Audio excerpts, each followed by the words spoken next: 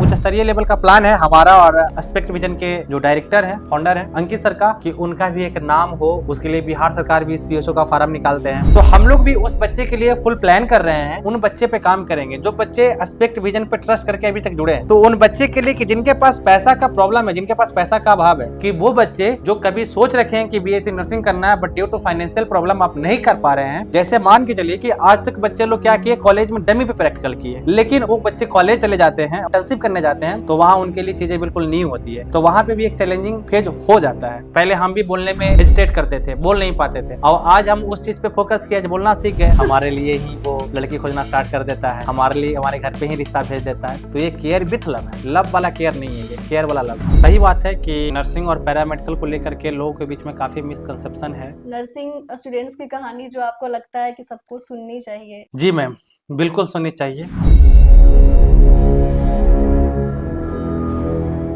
Welcome to AV talks, Bihar का पहला student podcast channel, और ये है हमारा आज का दूसरा एपिसोड पॉडकास्ट का। और हमारे गेस्ट हैं आज प्रेम प्रकाश सर, जो हमारे पटना के जाने माने कॉलेज मिराकल इंस्टीट्यूट के डायरेक्टर हैं। आज हम उनसे बहुत सारी अच्छी अच्छी बातें जानेंगे पैरामेडिकल नर्सिंग के बारे में, और आप लोगों को बहुत अच्छा लगेगा जानकर। आपके जो बहुत सारे मिसकंसेप्शन है वो भी आपके क्लियर होने वाले हैं, और जानेंगे उनसे कि वो कैसे अपने कॉलेज को चलाते हैं। तो हम उनसे आज रूबरू होंगे बहुत सारे सवालों के साथ। तो चलिए हम अपनी बातचीत को आगे बढ़ाते हैं। तो हेलो सर, कैसे हैं आप? बहुत अच्छा हूँ मैम, आप कैसी हैं? मैं भी बहुत अच्छी हूँ सर। बहुत बहुत धन्यवाद आप अपने इस प्लेटफॉर्म पे बुलाने के लिए, दिल से धन्यवाद। Welcome sir. तुम्हारा सर पहला क्वेश्चन आपसे ये पूछना चाहती हूँ मैं कि आपका जो कॉलेज का नाम मिराकल है, बहुत यूनिक सा नाम है सर, उसके पीछे का क्या कारण है सर? और फिर आपने पहला कदम जो है ये मेडिकल में रखने का क्यों सोचा सर? मिराकल, बिल्कुल नाम तो यूनिक ही है मैम। मिराकल बहुत दिली तमन्ना थी कि हमें एजुकेशनल सेक्टर के अंदर काम करना है, उसके साथ साथ कुछ हटके करना है, कुछ अलग करना है, क्योंकि बहुत कम एज में स्टार्ट किए थे काम करना। आपके चैनल के माध्यम से हमारे दोस्त लोग देखेंगे तो वो चीज को समझेंगे और जानते भी हैं। उनके सामने ही सारा कुछ स्टार्ट हुआ था। मिराकल बहुत कम ही एज में स्टार्ट करने का कोशिश हुआ था और ये काम बिल्कुल सफल रहा। और पहला चीज ये कि हम लोग बिल्कुल कॉलेज अभी नहीं है, कॉलेज के फॉर्म में नहीं है, just we are an organisation. एक ऑर्गेनाइजेशन है हमारी, उसके अंदर में ग्रुप ऑफ कॉलेज आना है, और जिसमें क्या नर्सिंग और पैरामेडिकल पहला सीढ़ी था। तो पहला चीज की मिराकल रखने का मेन चीज तो ये कि मिराकल का मतलब होता है चमत्कार, और हमें चमत्कार करनी थी एजुकेशनल फील्ड के अंदर, और अभी हुई नहीं है। अभी पहला सीढ़ी था चढ़ने का, पहला सीढ़ी पे चढ़े हैं, अभी चढ़ना पूरा सीढ़ी है अभी। तो इस सोच करके मिराकल नाम रखा था हमने और हमारे बड़े भाई मिलकर के ये नाम सोच करके डिक्लेयर किए थे कि हमको मिराकल ही रखना है, और उस हिसाब से हमारी इंस्टीट्यूट पहला ओपनिंग था। दूसरा फिर नर्सिंग कॉलेज और पैरामेडिकल कॉलेज। नर्सिंग कॉलेज इसलिए क्योंकि हमारी जो बैकग्राउंड है वो बिल्कुल नीट की बैकग्राउंड है। हम भी जो तैयारी कर रहे थे, नीट का तैयारी कर रहे थे, तो नीट का तैयारी इत्तेफाक से नहीं हो पाया, बिजनेस लाइन में आ गए। बिजनेस लाइन में आने के बाद प्लानिंग हुआ कि हमको आना है नर्सिंग में। इसलिए प्लानिंग हुआ कि आप सोचिए बिहार में, अपना सिर्फ हम बिहार का ही बात करते हैं, इंडिया का बात नहीं करते, इंडिया का बात बाद में करेंगे, फिलहाल बिहार के बारे में बात करते हैं। तो यदि बिहार का पकड़ा निकालिएगा तो बिहार में लगभग 45,500 अप्रोक्स होगा, ऊपर या नीचे होगा, लेकिन 45,500 टोटल गांव, और 45,500 टोटल गांव में 13 करोड़ से भी आबादी पार कर गई, 13 करोड़ की भी आबादी पार कर गई। लेकिन यदि बिहार में आप गवर्नमेंट हॉस्पिटल के बारे में बात करेंगे आप, तो 12,000 समथिंग गवर्नमेंट हॉस्पिटल है, बहुत कम है। तो उस हिसाब से यदि आप आंकड़ा निकालेंगे तो उस हिसाब से उनका आंकड़ा होता है 119 हॉस्पिटल 10 लाख पॉपुलेशन के अकॉर्डिंग डिवाइड कीजिएगा तो। और यदि बिहार में सबसे ज्यादा जो मृत्यु दर होता है वो होता है आधा अधूरा जानकारी को लेकर के। यदि लोगों के पास पूरी जानकारी हो तो जो रेशियो है वो बिल्कुल ग्राफ और नीचे हो जाएगा।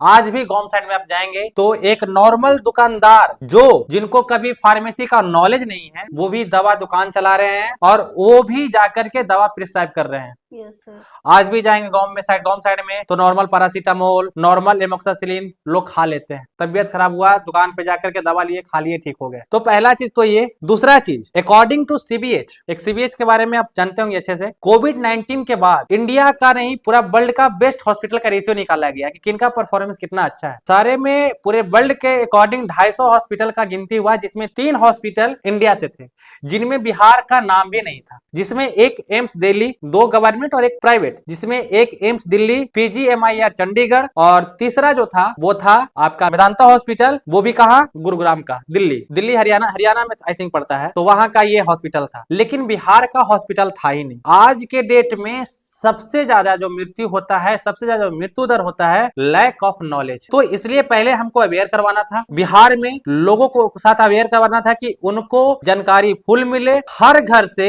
एक नर्सिंग स्टाफ हो, हर घर से एक पैरामेडिकल स्टाफ हो, ताकि आने वाला किसी भी बीमारी से हमारे लोग फुल फ्रेज में पहले से ही रेडी हो। तो ये हमारा प्लानिंग था, ये सोच करके हम लोग फुल्ली प्लान किए थे कि नहीं हमको आना है, और पहला जो हमारा कदम होगा वो नर्सिंग कॉलेज का होगा, सेकेंड था पैरामेडिकल कॉलेज का। तो अभी हम लोग पहला सीढ़ी पे चढ़ चुके हैं, और उसके बाद ग्रुप ऑफ कॉलेज बनाने का प्लान था, और बस था मिरेकल करना, तो मिरेकल करेंगे ही। अभी तो बस स्टार्ट हुआ है, बिगिनिंग हुआ है, अभी पूरा रेस बाकी है। तो सर जैसे कि आपका जो पैशन है, आपका प्रोफेशन है, वो काफी अलग है, तो ये प्रोफेशन को चूज करने का आइडिया आपको कॉलेज में ही आ गया था या फिर बाद में एक डेवलप हुआ कुछ आगे? नहीं, देखिए मैम, मैं बताऊं सीरियसली और बाय गॉड कि मैं कभी कॉलेज गया ही नहीं, आज तक कभी कॉलेज गया ही नहीं। कभी मौका मिला कॉलेज जाने का, लेकिन बिजनेस में इतना ना ज्यादा समय दे रहे थे उस समय, और आज भी उतना ही समय जा रहा था, उस बीच में कभी समय ही नहीं मिला कि हम कभी कॉलेज जा सके। हाँ, शुरू से ही एक पैशन था, हमें नीट करना था, डॉक्टर बनना था, डॉक्टर बनना ही था। वो सोच लेकर के ही पटना हम आए थे कि हमें डॉक्टर की पढ़ाई करनी है और डॉक्टर बन करके लोगों को सेवा करना है। किसी कारणवश डॉक्टर नहीं बन पाए, लेकिन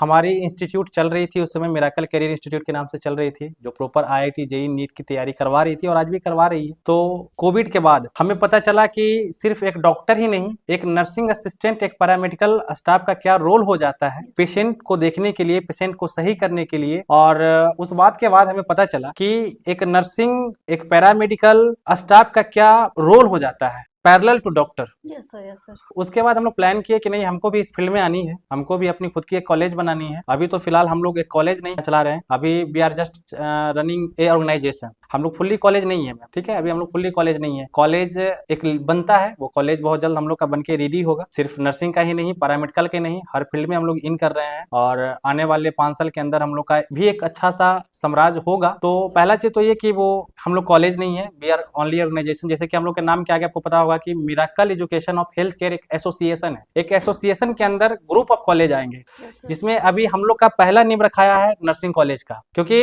नर्सिंग में चाह भी था कि यदि आप डॉक्टर नहीं बन पाए, आप सोचिए मैम कि हर साल बच्चे नीट का तैयारी करते हैं, डॉक्टर बनने का चाह लेकर के आए पटना, इवन बिहार के हर एक डिस्ट्रिक्ट वाइज में जाकर के वो नीट का तैयारी करते हैं, डॉक्टर बनना चाहते हैं, नहीं बन पाते हैं, निराश हो जाते हैं कि हम डॉक्टर अब बन ही नहीं पाएंगे। लेकिन हम चाहेंगे आपके इस चैनल के माध्यम से कि बच्चा पहले तो कि आप निराश नहीं होना, ठीक है। आप नीट करके आप डॉक्टर नहीं बन पाए, लेकिन यदि आपके अंदर वो इंटेंशन था कि हमको पेशेंट को देखना है, पेशेंट को सेवा करना, हमको भी आना है इस प्रॉपर मेडिकल हेल्थ केयर के सेक्टर में, तो पहला चीज कि आप यदि डॉक्टर नहीं बन सके तो कोई बात नहीं, आप डॉक्टर के पैरेलल में भी नहीं, लेकिन डॉक्टर के साथ साथ काम कर सकते हैं। आप BSc नर्सिंग कोर्स करके भी आप डॉक्टर के साथ में काम कर सकते हैं। पैरामेडिकल में भी बहुत सारे कोर्स आते हैं, लाइक आपका OT टेक्नीशियन, लैब टेक्नीशियन, आपका रेडियोलॉजी टेक्नीशियन, आप उसमें भी योगदान अपना एक अच्छा योगदान दे सकते हैं मेडिकल साइंस के फील्ड के अंतर्गत में। आप फार्मेसी का कोर्स करके भी आप मेडिकल हेल्थ केयर सेक्टर में भी आप अपना योगदान दे सकते हैं। तो हम फिलहाल वहीं से स्टार्ट किए हैं, ताकि आने वाले समय में हर बिहार के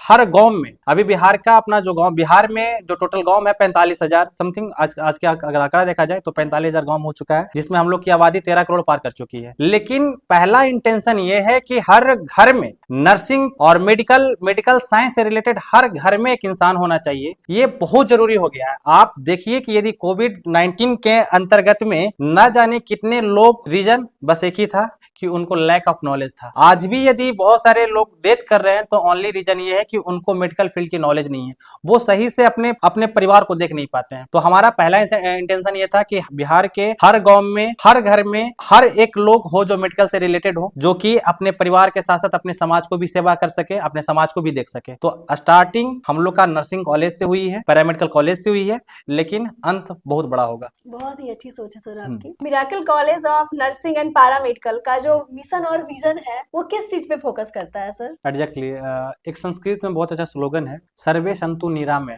ठीक, नर्सिंग यदि मेडिकल हेल्थ केयर सेक्टर से यदि आप आते हैं तो ये मेडिकल हेल्थ केयर सेक्टर वाले को थीम ही होता है सर्वे सन्तु निरामया। तो वो तो उस पर हम लोग वर्क कर ही रहे हैं। साथ साथ में जो हमारा इंटेंशन है, हमारा जो स्लोगन है या हमारा जो अपना थीम है वो है ईच वन टीचेबल, शिक्षा हर किसी को मिले, हर लोग इस सेक्टर से जुड़े। आपके लिए सबसे इम्पोर्टेंट वैल्यू क्या है सर जो आप अपने स्टूडेंट्स को देना चाहते होंगे? स्टूडेंट मैम, पहला चीज की ये कि वो बच्चे अब स्टूडेंट नहीं रहे, वो 9th-10th क्रॉस कर चुके हैं, 11th-12th की भी कड़ी क्रॉस कर चुके हैं, वो एक ग्रेजुएट लेवल का कोर्स कर रहे हैं और वो एक स्टूडेंट नहीं रहे, काफी स्टूडेंट से ऊपर लेवल तक आ गए हैं वो, और वो एक ग्रेजुएट स्टूडेंट हो गए हैं। तो उनको हम लोग आज के डेट में बस एक ही चीज देना चाहेंगे, पहला डिसिप्लिन और दूसरा इथिक्स। पहला डिसिप्लिन इसलिए कि आप जिस कोर्स को कर रहे हैं इसमें डिसिप्लिन बहुत मायने रखता है। समय पे पेशेंट के साथ अच्छा व्यवहार करना, समय पे पेशेंट को दवा देना, समय के साथ पेशेंट को सिंपैथी रखना, इथिक्स, मैनर, आपका मैनर भी इंपॉर्टेंट हो जाता है। तो आज के डेट में बस स्टूडेंट को इतना ही बताना चाहेंगे कि आप वेल डिसिप्लिन रहो यदि इस सेक्टर से जुड़ना चाह रहे हो तो। दूसरा इथिक्स भी आपके लिए बहुत इंपॉर्टेंट, बहुत मायने रखता है इस पर्टिकुलर सेक्टर में। नर्सिंग और पैरामेडिकल को लेकर हमारे लोगों के बीच में बहुत सारा मिसकंसेप्शन है सर, तो क्या आपको लगता है किस हद तक सही है और गलत है?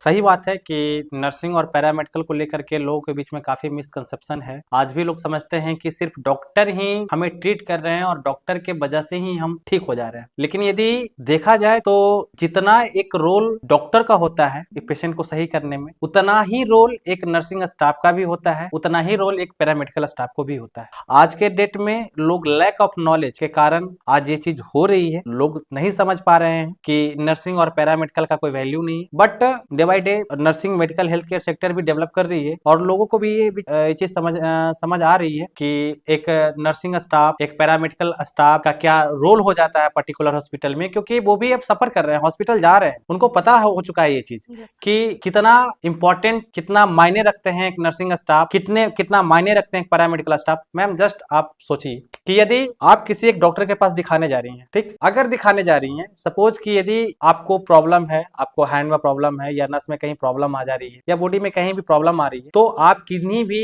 न्यूरो सर्जन के पास या न्यूरोलॉजिस्ट के पास आप जाके दिखा रही हैं, तो वो आज के डेट में डायरेक्ट चेक नहीं करते हैं। सबसे पहले बोलेंगे जा करके आप ये ब्लड चेक करवा लीजिए, जा करके आप एक्सरे करवा लीजिए। तो जस्ट इमेजिन, क्या जिनके पास आप ब्लड चेकअप करवाने गए हैं, जिस टेक्नीशियन के पास आप ब्लड चेकअप करवाने गए हैं, वो ब्लड निकाल करके आपका ब्लड निकालने के बाद वो रिपोर्ट तैयार करके वो डॉक्टर के पास आप लेकर के उनके पास आए, तो वो रिपोर्ट देख करके डॉक्टर बताए कि आपको क्या प्रॉब्लम हुई है, तो कहीं ना कहीं उनका भी एक अच्छा रोल था। Yes sir. उनके रिपोर्ट के बिहाफ पे डॉक्टर दवा चलाए, है ना। दूसरी चीज, यदि कोई नर्सिंग स्टाफ, सपोज कीजिए यदि ऑपरेशन होने के बाद, किसी भी पेशेंट के ऑपरेशन होने के बाद जब वो ओपीडी में शिफ्ट हो जाता है, उसके बाद काम आ जाता है नर्सिंग वाले लोगों का, नर्सिंग असिस्टेंट का काम आ जाता है। उनको क्या, समय समय पे दवा देना, समय समय पे ख्याल रखना, समय समय पे जाकर के डॉक्टर को रिपोर्ट देना कि ये इनका कंडीशन क्या है, कंडीशन किस हद तक सही है। एक नर्सिंग असिस्टेंट को भी साइकोलॉजी पढ़ाया जाता है, उनको भी 16 सिलेबस पढ़ाना होता है। उस सिलेबस में देखा जाए तो हर कुछ पढ़ाया जाता है, लाइक पैथोलॉजी भी पढ़ाया जाता है, लाइक आपका एनाटॉमी फिजियोलॉजी भी पढ़ाया जाता है, सोशियोलॉजी भी पढ़ाया जाता है। सोशियोलॉजी मतलब ये कि आप समाज में भी रह करके आप समाज को कैसे अवेयर करवा रहे हैं इस बीमारी से या अपकमिंग बीमारी आने वाले से, कैसे उनसे आप उनको जागरूक करवा रहे हैं, तो उनका भी एक रोल बहुत अच्छा होता है। आज के डेट में मेडिकल हेल्थ केयर सेक्टर में उनका भी रोल एक काफी हद तक बहुत अच्छा है, लेकिन लोग आज भी इस चीज को नहीं समझ रहे हैं। बट हाँ, अभी इधर क्या है कि नर्सिंग का डिमांड बढ़ा है, नर्सिंग के बाद लोग समझने लगे हैं कि यदि हमसे नीट क्वालिफाई नहीं होता है, हम डॉक्टर नहीं बनते हैं, तो भी हमें कोई प्रॉब्लम नहीं है, हम नर्सिंग कोर्स कर लेने के बाद हम भी इस फील्ड में आकर के लोगों को सेवा कर सकते हैं। और सबसे बड़ी बात क्या है, मैं बताऊं कि बिहार सरकार भी इस कोर्स को बहुत अच्छा महत्व देती है। बिहार सरकार भी इस कोर्स को पढ़ने के लिए स्टूडेंट क्रेडिट कार्ड जैसा योजना प्रोवाइड करती है, जिसमें क्या है कि बच्चे लोग को 4 लाख रुपया तक का क्या है हेल्प हो जाता है पढ़ने के लिए। तो बहुत अच्छा है, बहुत अच्छी स्कीम भी बिहार सरकार ला रही है। गवर्नमेंट कॉलेज की भी सीट इस बार नर्सिंग में बढ़ने जा रही है, तो चीजें बिल्कुल बहुत अच्छी हो रही है। बशर्ते क्या है कि यहाँ बच्चे लोग को भी ध्यान रखना होगा, बच्चे लोग को भी पहले से माइंड सेटअप करना होगा कि यदि हम इस नर्सिंग कोर्स को करने आ रहे हैं, तो नर्सिंग कोर्स को करने से पहले हम नर्सिंग के बारे में लोगों को अवेयर करवाएं कि हम जिस कोर्स को करने जा रहे हैं, हमारे भी कोर्स की एक अलग पहचान है। हम भी आपको मिलेंगे कहाँ, हॉस्पिटल में। तो क्या है मैम कि धीरे धीरे क्या है कि लोग उसको भी समझने लगेंगे और समझ जाएंगे। आपके कॉलेज का कल्चर जो है वो कैसा है, किस तरह का है, और जो स्टूडेंट्स है वो फन और स्टडीज के बीच में कैसे बैलेंस बनाते हैं? बिल्कुल अच्छा क्वेश्चन रहा आपका ये। पहला चीज की हमारे कॉलेज का जो इन्वायरमेंट है वो बिल्कुल इको फ्रेंडली है और इको फ्रेंडली रहना ही पड़ेगा मैम। रीजन ये है कि इससे पहले वाले भी क्वेश्चन में मैं एक ही आंसर दिए थे कि वो बच्चे अभी छोटे बच्चे नहीं है ना, वो भी बच्चे ग्रेजुएशन कोर्स कर रहे हैं। तो पहला चीज ये कि उनके साथ इको फ्रेंडली होना ही पड़ेगा। उनको सारा नॉलेज है पहले से ही, उनको अपने आप के बारे में, समाज के बारे में हमें वो नॉलेज लेकर के आए हैं। तो हम लोग भी कोशिश करते हैं कि उनके साथ रह करके इको फ्रेंडली ही रह करके उनको समझाया जाए, क्योंकि अब उनको आप डांट नहीं सकते, उनको आप पीट नहीं सकते, क्योंकि वो एक फेज नहीं, वो 2 फेज से गुजर चुके हैं। तो हम लोग इको फ्रेंडली ही बन करके उनके साथ रहते हैं और पढ़ाई का जो बैलेंस है वो बिल्कुल स्ट्रेस फ्री ही करके, क्योंकि ये थ्योरेटिकल और प्रैक्टिकल बेस्ड कोर्सेस होते हैं। मैं बीएससी नर्सिंग के बारे में बताऊं आपको तो 60% इसमें क्या है कि थ्योरेटिकल कोर्स हुआ, 60% आपको थ्योरी पढ़नी है और 40% आपको प्रैक्टिकल करनी है। तो कहीं ना कहीं प्रैक्टिकल करने के समय भी बच्चा स्ट्रेस फ्री हो जाता है। सिर्फ पढ़ना ही नहीं है ना,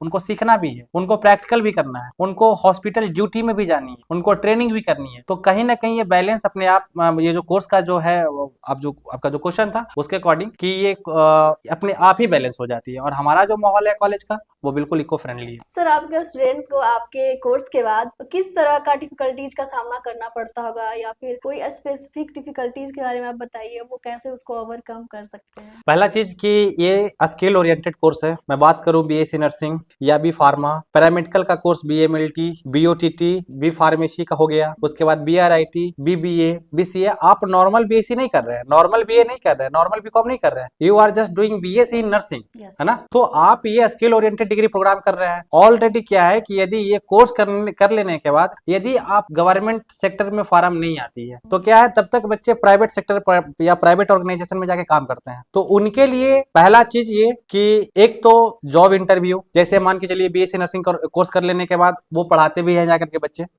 किसी के कॉलेज में जाकर के पढ़ाते भी हैं। तो पढ़ाने के लिए क्या है, वहां पे भी यदि आपको जॉब इंटरव्यू देना ही पड़ेगा, प्राइवेट हॉस्पिटल में भी वर्क करने के लिए आपको इंटरव्यू देना ही पड़ेगा। तो सबसे जो डिफिकल्टीज फेज आता है बच्चा के लिए इसी समय आता है, वो उनको इंटरव्यू, जॉब ओरिएंटेशन इंटरव्यू निकालने के लिए। दूसरी बड़ी बात क्या है कि 4 साल कोर्स कंप्लीट कर लेने के बाद उनको जाना होता है इंटर्नशिप ड्यूटी में। जैसे मान के चलिए कि आज तक बच्चे लोग क्या किए, कॉलेज में डमी पे प्रैक्टिकल किए, लेकिन जब वो बच्चे कॉलेज चले जाते हैं, वो इंटर्नशिप करने जाते हैं, तो वहां उनके लिए चीजें बिल्कुल न्यू होती है। तो वहां पे भी एक चैलेंजिंग फेज हो जाता है। बट वो तो ठीक है, एक 6 महीना का इंटर्नशिप प्रोग्राम चलता ही है। साथ में उनके लिए सबसे इंपॉर्टेंट और सबसे जो मुश्किल फेज होता है वो यही होता है, जॉब इंटरव्यू सेशन का। अच्छा, बिल्कुल सर, मिराकल कॉलेज की एक अपनी पहचान है हमारे पटना में। तो इसमें आपको सबसे ज्यादा हेल्प किस चीज से मिलती है? ट्रेनिंग से, या फिर इंफ्रास्ट्रक्चर से, या फिर फैकल्टीज से?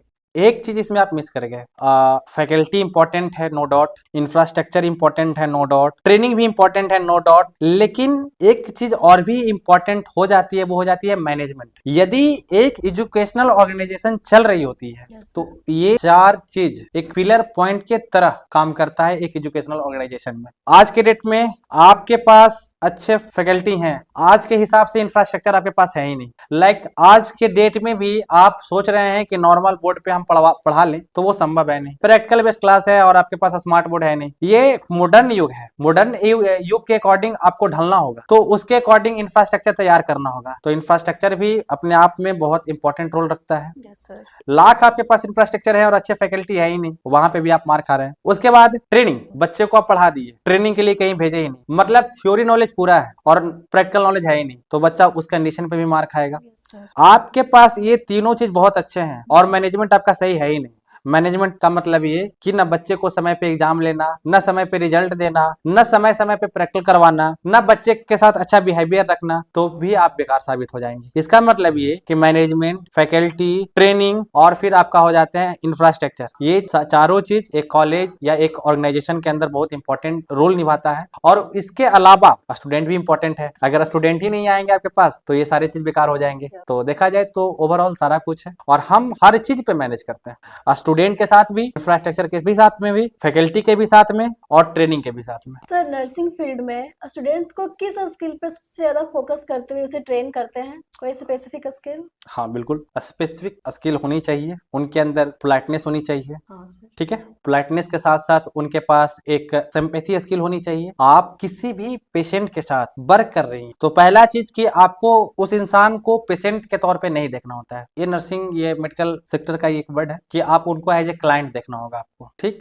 दूसरी सबसे बड़ी बात सिंपैथी। एक होता है मैम कि आप डॉक्टर तो दवा दे ही सकते, दे ही रहे हैं, दवा से भी ठीक होते हैं, और कहीं ना कहीं यदि उनके साथ पोलाइटनेस, पेशेंट के साथ यदि पोलाइटनेस, इंसान के अंदर साइकोलॉजी आप समझती होंगी, साइकोलॉजी बीएससी नर्सिंग वाले कोर्स को पढ़ना भी है, तो साइकोलॉजी में पढ़ाया ही जाता है कि आप पेशेंट के साथ जितने अच्छे व्यवहार के साथ रहेंगे, जितने अच्छे उनको फैमिली जैसा ट्रीट करेंगे, तो क्या होता है कि पेशेंट का रिकवर होने का चांस दुगना हो जाता है, 4 गुना हो जाता है। तो यदि आप पेशेंट के साथ अच्छा पोलाइटनेस के साथ, सिंपैथी के साथ आप उनको ट्रीट करते हैं, तो कहीं ना कहीं ये माइंड सेटअप हो जाता है पेशेंट को कि हम अपने आप में बहुत जल्द रिकवर कर गए, और रिकवर होते हैं तो उनको बेसिकली पोलाइटनेस और सिंपैथी के साथ काम ही करना होगा। आपके कॉलेज में सबसे ज्यादा जो फेमस कोर्स है वो कौन सा है, और ऐसा आपको क्यों लगता है कि वो ज्यादा अट्रैक्ट करता है स्टूडेंट्स को? हम अपने ऑर्गेनाइजेशन में मैम अभी बीएससी नर्सिंग, पैरामेडिकल में बीएमएलटी, बीओटीटी, बीआरआईटी, उसके अलावा BPT, bachelor in hospital management, GNM, ANM, हमारे यहाँ भी इतना कोर्स चल रही है हमारे ऑर्गेनाइजेशन में। लेकिन आज के हिसाब से देखा जाए तो अभी लेटेस्ट में नर्सिंग कोर्स ट्रेंड कर रही है।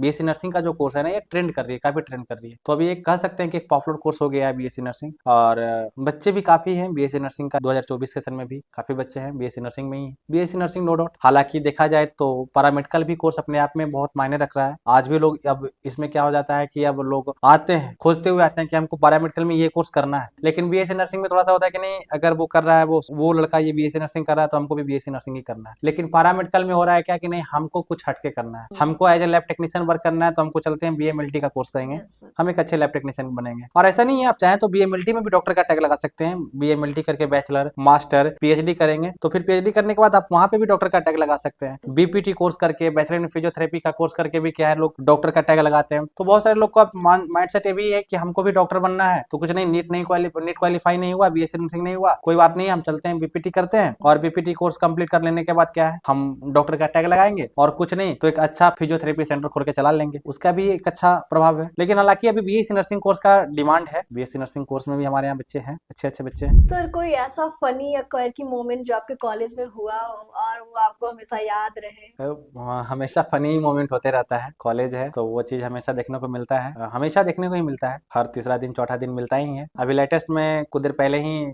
सर बता रहे थे कि, सर क्या बता रहे थे, मतलब हम भी देखे थे, तो हुआ क्या कि पांडे सर प्रैक्टिकल करवा रहे थे डमी पे, और बच्चे को लगा कि ये इंसान के अंदर ना बहुत सारे नस होता है, तो देखते हैं नस खींचने पे पूरा ही नस बाहर आ गया।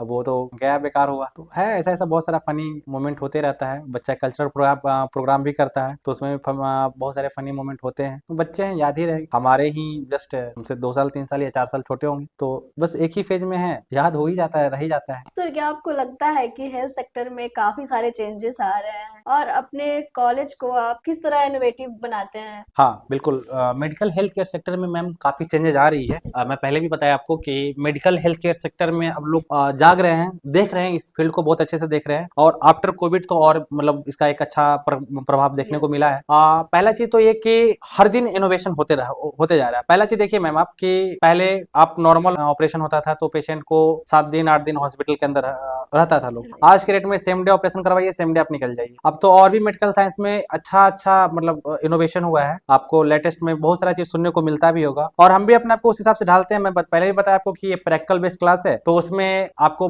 रखना होगा, एडवांस टेक्नोलॉजी रखना ही पड़ेगा। जैसे आप सोच लोगे कि आप आज भी व्हाइट बोर्ड पे या ब्लैक बोर्ड पे या स्मार्ट बोर्ड पे आप नॉर्मल व्हाइट बोर्ड और ब्लैक बोर्ड पे पढ़ा लोगे तो वो संभव नहीं है, प्रोजेक्टर पे पढ़ा लोगे वो संभव नहीं है। आप आज के रेट में अगर चल रहे हैं तो स्मार्ट बोर्ड पे पढ़ाना ही पढ़ाना आपको होगा, 3D प्रोग्राम में दिखाना ही होगा बच्चे को। जब तक बच्चे सामने से प्रैक्टिकल नहीं देखेंगे, प्रैक्टिकल बेस्ड क्लास नहीं करेंगे, तो वो चीजें बिल्कुल उनके लिए कुछ होगा ही, समझ ही नहीं पाएंगे। तो हम लोग भी उसी हिसाब से ढलते भी हैं, और हमेशा ढलने का चाह भी रखेंगे कि जिस हिसाब से हमारा देश बढ़ रहा है या जिस हिसाब से हमारा देश डेवलप कर रहा है, उस हिसाब से हम लोग भी डेवलप कर रहे हैं, उस हिसाब से हमारा सिस्टम भी डेवलप करेगा, उस हिसाब से हमारा कॉलेज भी डेवलप करेगा। और आने वाले समय एक दिन ऐसा होगा कि we are in the phase of developed country, not in the phase of developing country. हम लोग डेवलपिंग फेज पे अभी तो हैं, फिलहाल अभी डेवलप एज पे ही हैं, लेकिन एक समय ऐसा आएगा कि हम सारे लोग डेवलप करेंगे। सर, कोई ऐसा लाइफ लेसन जो आप अपने स्टूडेंट्स को ऐसे रेगुलरली बेसिस पे देते हो? हाँ देते हैं ना मैम, बच्चे लोग को भी देते हैं और अपने आप को भी देते हैं। हमेशा अपना बेसिक और वीकनेस पॉइंट पे हमेशा काम करना होगा आपको। जब तक आप अपना वीकनेस पे फोकस नहीं करेंगे, आज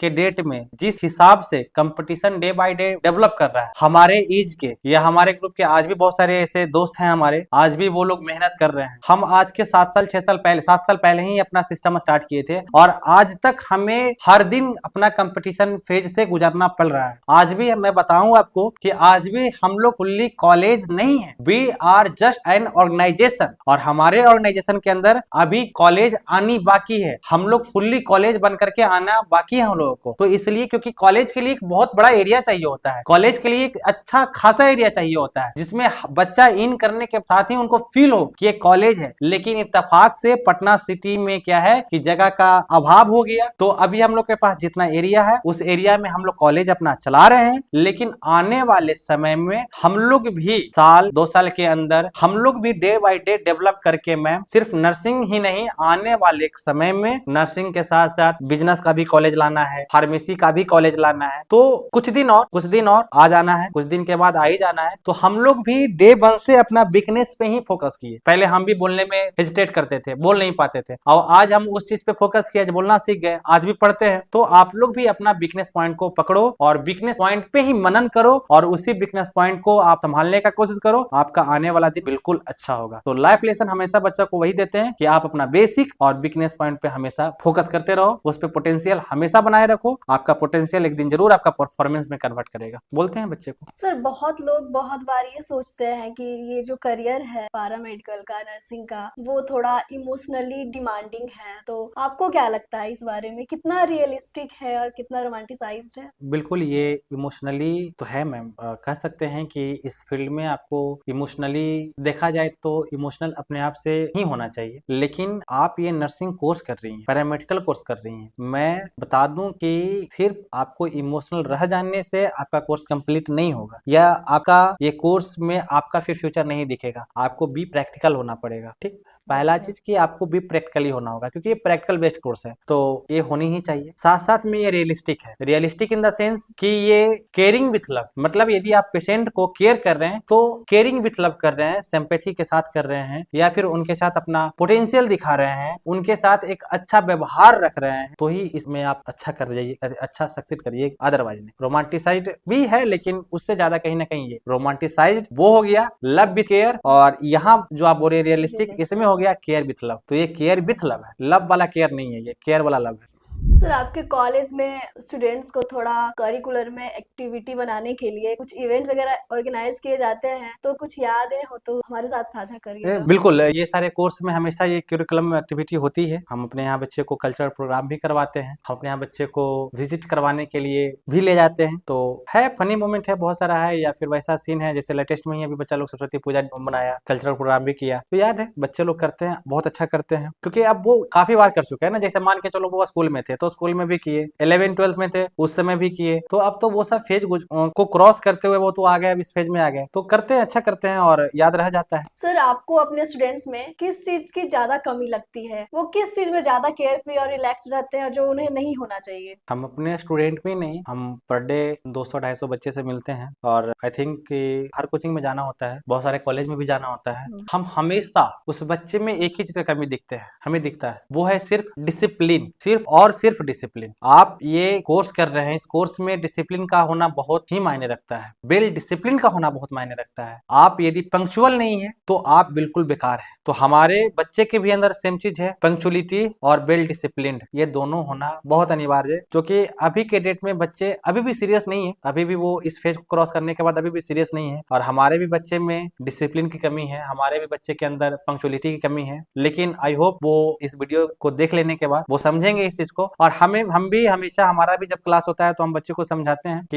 ये सब चीज को अभी से दूर करो, क्योंकि आप जिस कोर्स कर रहे हैं, आप जब हॉस्पिटल में आपकी ड्यूटी लगेगी तो हॉस्पिटल ड्यूटी के समय आपको पंक्चुअलिटी होनी बहुत जरूरी होगी, आपको वेल डिसिप्लिन होनी बहुत जरूरी होगी। तो हम अपने बच्चे को भी यही बात बोलेंगे कि आप अभी से ही वेल डिसिप्लिन होने का कोशिश करो, और आपके इस चैनल के माध्यम से ही बोलेंगे जो बच्चे बीएससी नर्सिंग कोर्स कर रहे हैं या कोर्स करने के लिए सोच रहे हैं, तो आपको बिल्कुल वेल डिसिप्लिन होना होगा इस कोर्स के अंतर्गत में। सर आपको भी लगता है कि आजकल के जो स्टूडेंट हैं वो ज्यादा ही टेक सेवी हो गए हैं, तो आपके भी कॉलेज में इसका प्रसार बढ़ा ही होगा, तो इस बारे में आप क्या कहना चाहेंगे? नो डाउट टेक्नोलॉजी बहुत ही तेज रफ्तार से आगे बढ़ रही है, और बढ़े भी क्यों ना मैम, आज के डेट में देख रहे हैं हर किसी के पास स्मार्टफोन हो गया Yes, है ना। sir. तो इसका यूज भी है और कहीं ना कहीं इसका मिसयूज भी बहुत ज्यादा हो रहा है। यदि हम लोग के लिए ये बेनिफिट है तो कहीं ना कहीं घाटा भी दे रही है। Yes. जैसे अभी देखिए कि जिस हिसाब से इसकी रफ्तार हुई है, पहले चैट जीपीटी आया, एआई का प्रमोशन अभी इंडिया में बहुत अच्छा खासा हो रहा है। अभी लेटेस्ट में ये मतलब पिछला महीना में ही, जनवरी महीना में ही डीपसीक का फिर से एक इनोवेशन हुआ, चैट जीपीटी के ही तौर पे काम किया है, लेकिन मतलब उससे काफी एडवांस टेक्नोलॉजी पे इसका वर्क है। और क्यों ना, अगर आज के डेट में यदि चीजें एडवांस ना हो, जैसे आज के डेट में हम लोग जिस समय पढ़ाई किए थे उस समय ये स्मार्ट बोर्ड नहीं हुआ करता था। उस समय हम लोग पढ़े थे व्हाइट बोर्ड पे, और व्हाइट बोर्ड से भी पहले पढ़े थे हम लोग ब्लैक बोर्ड पे। Yes, sir. पहले ब्लैक बोर्ड देखे, फिर व्हाइट बोर्ड देखे, और उस बीच में हम लोग को ना कभी कभी क्लास में करवाया जाता था कंप्यूटर का क्लास, उस समय हम लोग कंप्यूटर देखे, और उस समय भी हम लोग को पढ़ना होना था, पढ़ाई करते थे ये प्रोजेक्टर से। लेकिन आज के डेट में देखिए कि स्मार्ट बोर्ड आ जाने से बच्चे भी काफी रिलैक्सेशन है, उनको भी समय का बचत हो रहा है, उनको भी एक 3D मॉडल में पढ़ाई करने के लिए मिल रहा है। तो बिल्कुल उस हिसाब से टेक्नोलॉजी बढ़ा, उस हिसाब से ऑपरेशन वगैरह में भी काफी अच्छे अच्छे मशीन का इनोवेशन हुआ, तो जो कि टेक्नोलॉजी से यूज होता है ना। तो बहुत सारा ऐसा मशीन है, बहुत सारा ऐसा मशीन आ गया है आज के डेट में, एक्सरे के अकॉर्डिंग, या फिर आप देख लीजिए कि ये अल्ट्रासाउंड वगैरह में अच्छे अच्छे से मशीन आ गए, अच्छे अच्छे एमआरआई मशीन आ गए हैं कि मतलब सिर्फ और सिर्फ टेक्नोलॉजी बेसिस पे काम करता है। तो उस हिसाब से टेक्नोलॉजी का डेवलपमेंट हुई है, तो हम ये नहीं कहेंगे कि इनका मिसयूज हो रहा है, लेकिन यूज भी हो रहा है, और हम ही लोग हैं कि इसको यूज भी कर रहे हैं और बहुत लोग इसको मिसयूज भी कर रहे हैं। तो बच्चे, हम चाहेंगे कि आप इस बढ़ती हुई टेक्नोलॉजी के दुनिया में आप चीजों को यूज करना सीखें, यस सर, मिसयूज नहीं। यस सर, क्या आपको लगता है कि नर्सेस और पैरामेडिक्स को थोड़ा ज्यादा रिकॉग्निशन चाहिए, जैसे डॉक्टर्स को मिलता है वैसा हमारे सोसाइटी में उनको भी मिलना चाहिए स्थान? तो इस मामले में आप कौन सा स्टेप लेना चाहेंगे जिससे कुछ सुधार हो सके? बिल्कुल मिलना चाहिए, क्यों नहीं मिलना चाहिए। जिस फील्ड में लोग काम कर रहे हैं, हर किन्हीं का एक अपना रोल हो गया है, तो उस फील्ड में वो भी कर रहे हैं, तो उनको भी एक अच्छा नाम चाहिए ही चाहिए होगा। वो भी उतना ही मेहनत कर रहे हैं जितना एक Yes, डॉक्टर sir. मेहनत कर रहे हैं। तो हम तो ऑलरेडी इस चीज को स्प्रेडिंग करने के लिए हम कॉलेज खोले हैं। सबसे पहले तो हम लोग बीएससी नर्सिंग कॉलेज ही खोले हैं, और नर्सिंग कॉलेज खोलने के ही साथ हमारा ये इंटेंशन रहा है कि हम नर्सिंग कोर्स करने वाले लोग को, जो रजिस्टर्ड नर्स हो जाते हैं या फिर पैरामेडिकल स्टाफ हो जाते हैं, हम तो डे 1 से ही इनको प्रमोट कर रहे हैं। और भी बहुत सारा चीज है, हम लोग कैंपिंग करते हैं, हमारे बच्चे जाते हैं कैंपिंग में जाकर के फ्री ऑफ कॉस्ट लोगों को इलाज करते हैं। उस समय उनको, जब गांव वाले लोग को पता होता है कि ये नर्सिंग वाले लोग हैं जो भी आकर के हमको ट्रीटमेंट कर रहे हैं। आप सोचो, जस्ट इमेजिन करो कि यदि आपका तबियत खराब होता है और इत्तेफाक से वहां पे कोई डॉक्टर नहीं है, लेकिन यदि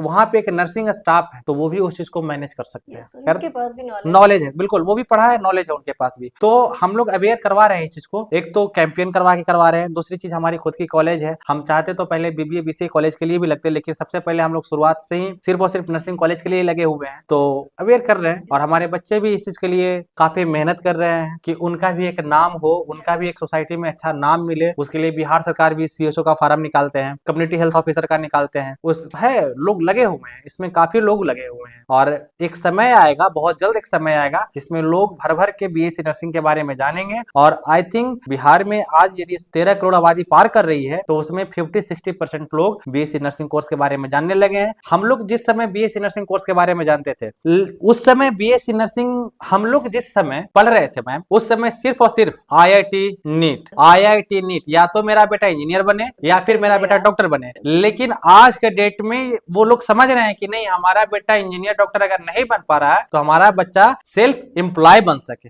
हमारा बच्चा सेल्फ डिपेंडेंट हो सके। उसके लिए वो समझ चुके हैं कि हम नॉर्मल ग्रेजुएशन कोर्स नहीं कराएंगे, हम नॉर्मल ग्रेजुएशन से बढ़िया है कि हम बीएससी नर्सिंग करवा लें, हम जीएनएम करवा लें, हम बीबीए बीसीए करवा लें, हम बीएमएलटी करवा लें। मतलब उनकी ये प्राथमिकता हो गई है कि हम 12th यदि कंप्लीट कर लेते हैं, तो 12th कंप्लीट करने के बाद हमारा बच्चा कोई भी कोर्स ऐसा करे, ऐसा कोर्स चॉइस करे जिसमें वो सेल्फ इंडिपेंडेंट हो, जो स्पेसिफिक स्किल्स भी हो। हाँ, स्पेसिफिक स्किल भी हो, बिल्कुल। सर, कोई एक ऐसा फनी मोमेंट बताइए जब आपके जो स्टूडेंट हो आपके सामने कुछ गड़बड़ किए हो, तो आपको वो चीज याद हो, तो वो हम जानना चाहेंगे और हमारे स्टूडेंट्स भी जानना चाहेंगे। करता है ना, बच्चा है तो करेगा ही। बहुत सारा ऐसा फनी मोमेंट करके चला जाता है जिसमें लगता है कि वो जो चीज अभी किया है वो कुछ दिन पहले हम भी किए थे, तो इस चीज को देखते हुए नजरअंदाज करते हैं। और बहुत सारा ऐसा फनी मोमेंट है मैम कि बच्चे लोग कर जाते हैं। जैसे हाल ही मतलब कुछ दिन पहले ही मैं बताऊं आपको, आज 6 महीना 7 महीना पहले, कि बच्चे आए हमारे यहाँ इंक्वायरी लिए, एडमिशन ले लिए। बाद में पता चला कि प्रेम सर हैं, प्रेम सर हैं, प्रेम सर हैं, और वो बच्चा ही हमें शादी करवाने में लग जाता है। हमारे लिए ही वो लड़की खोजना स्टार्ट कर देता है, हमारे लिए हमारे घर पे ही रिश्ता भेज देता है। तो ऐसा बहुत सारा मोमेंट होते रहता है ये तो काफी कॉलेज। फनी हाँ, इंसिडेंट है ये हाँ, सर। मेन वही है ना कि अभी अनमैरिड है तो बच्चे लोग भी मजे ले मजे लेते ले हैं। लेते हैं यस सर। सर तो कोई ऐसी पैरामेडिक्स या नर्सिंग स्टूडेंट्स की कहानी जो आपको लगता है कि सबको सुननी चाहिए? जी मैम, बिल्कुल सुननी चाहिए। पैरामेडिकल और नर्सिंग स्टाफ की कहानी सुननी चाहिए। और हमको लगता है कोविड-19 के समय जो लोग घर पे थे, आप तो घर पे रह रहे होंगे यस और सर। घर पे रह रहे होंगे, अपने आप को सुरक्षित कर रहे होंगे। आप उस लेडीज के बारे में सोचिए, उस नर्स के बारे में सोचिए जो घर से बाहर रह करके आपके परिवार को वो लोग देख रहे थे। आप फ्लोरेंस नाइटिंगेल को जानते हैं, जिनके कारण नर्सिंग कोर्स की उत्पत्ति हुई। Yes sir. लेकिन क्या आप सिस्टर संजीवनी के बारे में जानते हैं? हमको नहीं लगता हो कि जानते होंगे आप एक बार सिस्टर संजीवनी की कहानी पढ़िए, कोविड बैरियर की कहानी पढ़िए, और पढ़िएगा तो समझ में आएगा कि वो भी एक नीट का चाह रखने वाली लड़की, जिनसे नीट क्वालिफाई नहीं हुआ, बाद में वो कैसे जैसे तैसे करके वो बीएससी नर्सिंग कोर्स करी, और बीएससी नर्सिंग कोर्स कर लेने के बाद वो सेक्टर में आई और काफी लोगों को मदद की, कोविड के भी समय मदद की। और उनका एक जीवनी है, आप जाके पढ़िए सिस्टर संजीवनी की कहानी, बहुत अच्छा लगेगा आपको पढ़ने में। सिस्टर संजीवनी एग्जैक्टली में। सर आपके कॉलेज में भी बहुत सारे स्टूडेंट्स होंगे तो उनको भी मेंटल स्ट्रेस होता होगा, तो आप उनको कैसे कॉप करते हैं, कैसे समझाते हैं ऐसे वो उससे बाहर निकल सकते हैं? नहीं, पढ़ाई से तो मेंटल प्रॉब्लम उनको नहीं होता होगा, जहां तक हमको लगता है। डे वन ही हमारे कॉलेज में आने के बाद, डे वन ही उनको ये चीज माइंड में घुस जाता है कि ये कॉलेज मेरा अपना है। डे वन ही पहुंच समझ में आ जाता है उनको। अगले दिन से उनकी पढ़ाई बहुत अच्छी होती है। मतलब देखा जाए तो शुरू का 1 महीना बहुत अच्छा पढ़ते भी है और आगे भी पढ़ते रहते हैं अच्छे, लेकिन बीच में वही है कि उनको सब कुछ चाहिए होता है। तो जाहिर सी बात है, सब कुछ चाहिए होगा, एक बार में आप चाहेंगे कि हम सब कुछ हजम कर लें, वो चीज हो नहीं सकता। तो उस केस में बच्चे को स्ट्रेस होता है। लेकिन हम गारंटी के साथ कह रहे हैं कि बच्चे को ये कोर्स कर लेने के बाद कभी स्ट्रेस नहीं होता, क्योंकि ये प्रैक्टिकल बेस्ड कोर्स है। उनको प्रैक्टिकल करने में मजा आता है, उनको नया नया चीज सीखने में मजा आता है, उनको मेंटली प्रॉब्लम नहीं होता। चलिए मानते हैं कि उनको मेंटल प्रॉब्लम होता होगा, लेकिन उस कंडीशन में जब भी हम कॉलेज पे आते हैं, जब भी हम बच्चे के बीच में बैठते हैं, देखते हैं, तो बच्चे लोग के लिए बिल्कुल ये फ्री है कि जब भी प्रेम सर कॉलेज में है तो हम जाकर के प्रेम सर से मिले, और हमसे मिलता है तो जितना हो सकता है उनको हम मेंटल हैरेसमेंट को दूर करने का कोशिश करते हैं, चाहे वो डांट के या फिर उनको समझा करके, या फिर नहीं होता है तो उनको कहीं ना कहीं कुछ दिन के लिए छुट्टी दे दिया जाता है कि आप जाओ, घर पे जाओ, माइंड फ्री करके आओ, ताकि आपका माइंड शांत रह सके। आपका माइंड शांत जब तक नहीं रहेगा आप आगे नहीं बढ़ पाओगे। तो इस तरीका से करके मतलब हम भी, हमारे टीचर भी, हमारे प्रिंसिपल भी, जैसे मैं शुरू में आपको बताया कि हमारा इको फ्रेंडली परिसर है, तो उस हिसाब से बच्चे लोग कभी भी किसी भी टीचर से, और इनफैक्ट वो तो जब हमसे ही आकर के बात कर सकता है तो कोई प्रॉब्लम नहीं होता है। उस कंडीशन में बच्चे माइंड फ्री रहते हैं। तो अगर आपको किसी दिन कोई सुपर पावर मिले तो आप उस छुट्टी को कैसे एंजॉय करना चाहेंगे उस सुपर पावर के साथ? यदि हमें एक दिन के लिए सुपर पावर मिलती है तो हम सबसे पहले चाहेंगे कि हम अपना इतिहास देखें, इतिहास जरूर देखें। ऐसा क्यों सर? हम इतिहास इसलिए बोल रहे हैं कि हर किसी के अंदर एक देश प्रेम जैसा होता है कि हम देश प्रेमी हैं, देश प्रेमी हैं, देश प्रेमी हैं, लेकिन रियल में हम चाहेंगे कि हमें वो चीज एक दिन अगर वैसा अगर हमको मिलता है मौका तो हम जाएं, हम इतिहास अपना पीछे का, हम अपना आजादी देखें, अपना आंख से, अपना मतलब खुली आंखें से हम चाहेंगे कि हम अपना आजादी को एक बार देखें। वो 15 अगस्त 1947 का दिन को देखना चाहेंगे। अगर ये हमें सुपर पावर मिलती है तो हम उस दिन में जाना चाहेंगे और उस दिन को देखना चाहेंगे, उस घड़ी को देखना चाहेंगे कि किस तरीका से हमारा भारत देश आजाद हुआ था, उस समय क्या मोमेंट रहा होगा, उस समय क्या खुशी मिला होगा लोगों को, वो महसूस करना चाहेंगे हमें अगर सुपर पावर मिली तो। और हमें और कोई तमन्ना नहीं है कि हमें अगर सुपर पावर मिले तो एक दिन के लिए हम बिल गेट बन जाएं या उनका पैसा देखें, या वो नहीं, पैसा चलो ठीक है हो जाएगा, लेकिन उस क्षण को हम जीना चाहते हैं जिस क्षण में वो वहां के उस समय के महापुरुष लोग थे जिन्होंने भारत देश की आजादी दिलवाई। उन्हीं के कारण आप और हम इस तरीका से बैठ करके बात कर रहे हैं, इस तरीका से हम लोग इंटरव्यू कर रहे हैं, इस तरीका से बच्चे लोगों के लिए कुछ कुछ ला रहे हैं। आपका चैनल, आपका अंकित सर, आपके लोग, हम लोग सारे लोग अगर कर रहे हैं कुछ भी तो due to only because him. तो हम चाहेंगे कि उस घड़ी को जाकर के देखे, उस क्षण को जाकर के देखे और अपने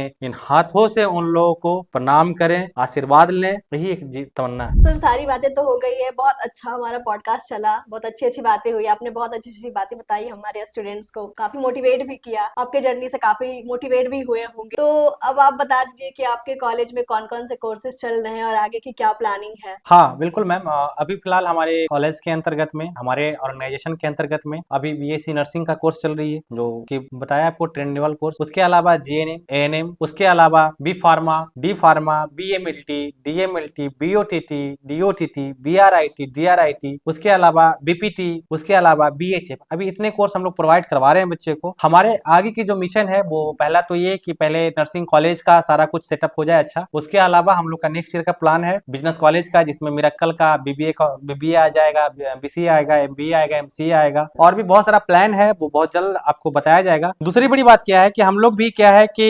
हम लोग का एक उच्च स्तरीय लेवल का प्लान है हमारा, और एस्पेक्ट विजन के जो डायरेक्टर है, फाउंडर है अंकित सर का, हम लोग का ये फुल प्लान हुआ है बच्चे लोगों के लिए कि आने वाले समय में हम लोग उन बच्चे पे काम करेंगे जो बच्चे एस्पेक्ट विजन पे ट्रस्ट करके अभी तक जुड़े हैं। तो उन बच्चे के लिए कि जिनके पास पैसा का प्रॉब्लम है, जिनके पास पैसा का अभाव है, यदि हमको जैसे BCC, Bihar combined entrance competitive examination complete कर लेने के बाद यदि हमको सरकारी कॉलेज में बीटेक में एडमिशन नहीं होती है, यदि हमें बीबीए बीसीए में एडमिशन नहीं होती है, यदि हमें बीएससी नर्सिंग में एडमिशन नहीं होती है, सरकारी में एडमिशन नहीं होती है, हमारे पास फाइनेंशियल प्रॉब्लम बिल्कुल जीरो है, तो हम लोग भी उस बच्चे के लिए फुल प्लान कर रहे हैं कि वो बच्चे जो कभी सोच रखे हैं कि बीएससी नर्सिंग करना है but due to financial problem आप नहीं कर पा रहे हैं, उनके लिए भी हम लोग कैरियर 360 बहुत जल्द लॉन्च कर रहे हैं, जिनके अंतर्गत में क्या है कि आपको सिर्फ और सिर्फ बिहार सरकार की योजना के अंतर्गत में आपकी एडमिशन संभव हो सकेगी, चाहे वो बिहार में या फिर बिहार के बाहर। आप इसी तरीका से आप लोग बच्चे, आप अपना एस्पेक्ट विजन को, अपने अंकित सर को इसी तरीका से प्यार देते रहें, ताकि वो ढेर सारी चीजें आपके लिए हमेशा लाते रहेंगे और आपके उज्जवल भविष्य के लिए वो सुनहरा मौका प्रदान करते रहेंगे। आप लोग इसी तरीका से उनको अपना प्यार बरसाए रखें। तो सर कोई ऐसा मोटिवेटिंग लाइन जो आप हमारे स्टूडेंट्स के साथ साझा करना चाहेंगे? बिल्कुल, पहला चीज तो मैं बताया आपको अपने बच्चे को कि अपना वीकनेस पॉइंट को देखो बच्चा, सबसे पहले आपका अपना वीकनेस पॉइंट को पकड़ना सीखो। दूसरी बड़ी बात, life is like a journey and you are only one person that hold your key. बस ये दो चीज को आप हमेशा संभाल के रखिए, अपना वीकनेस पॉइंट को पकड़िए और दूसरा ये लाइन को पकड़ के रखिए। आपको जिंदगी में आगे बढ़ने के लिए बहुत ही बड़ा हेल्प मिलेगा। धन्यवाद। थैंक यू सर, बहुत अच्छा लगा आपसे बात करके।